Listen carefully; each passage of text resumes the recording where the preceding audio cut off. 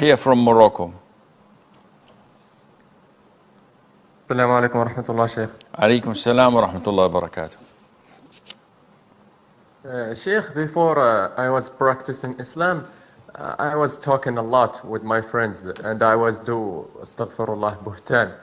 And now I want to repent and I want to tell my friends that I didn't see the truth.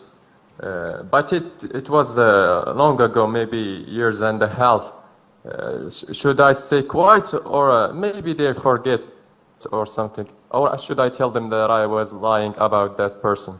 If you said something that is related to another Muslim, which is a total fabrication and a lie, and you committed al-buhtan, so, oh, you know Abdullah, oh, Abdullah took money from me, oh, I did this to Abdullah, he did this to me, and it is totally buhtan, total lie.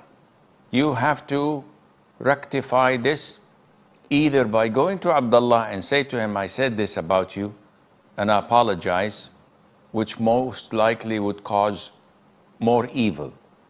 So this is not advisable.